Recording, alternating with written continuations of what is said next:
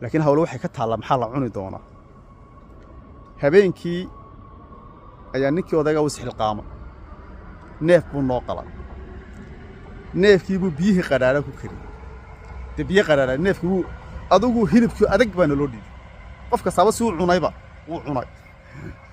yaa biyihii deedna iyo wixii yaraan heli karina waa lagu cabay subaxiina sidoo kale wixii yaraan la heli karaya waa la cunay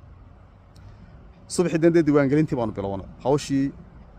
baan wadnay maalintii dadkii intii noo timi waan diiwaangelinay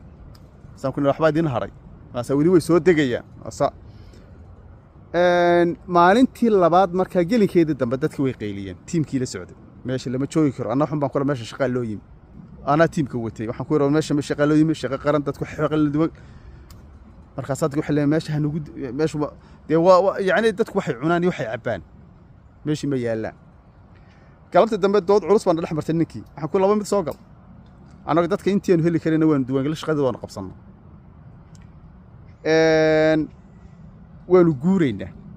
waan tagaynaa may de 7 maalmood baa heedaan shaqaynaa anagu war waxa kale ka meesha 7 maalmood dadku ma joogi karaan isku halis baan ku weyn meesha maxay dadku cunayaan maxay cabayaan may markii dambe wuxuu yiri marka qorigiisu taa kama qasna anagana laba askari baa nala socda qorigiisu halkan la marmaraya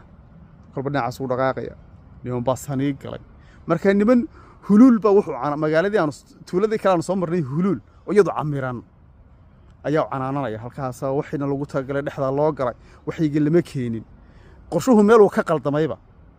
meesha waxay ahayd ninkani inuu sii diyaarsado oo cuntada iyo dadku waxay cunayaan iyo waxay cabayaan in la sii geeyaabay ahayd anagu 7 maalmood baan joogi lahay laakiin waxa la cuniyo wax la cabaan weyni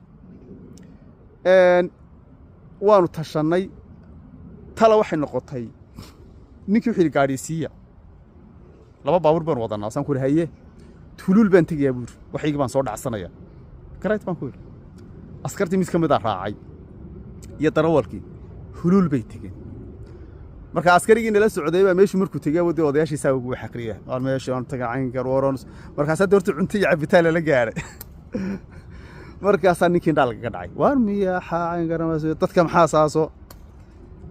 orday waxa naloo soo qaado xoogaa dibdimisa cunto iyo cabitaan baa naloo keenay waxa amar lagu siiyay dadku hadhow soo guura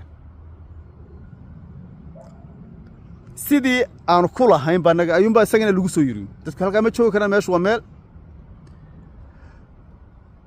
waan isla guddoonsanay dadka wixii markaa hadii wax kala yimaadeen baan cid kala diiwaan galno wixii markaanu heli kareen dicil timi baanu raacinay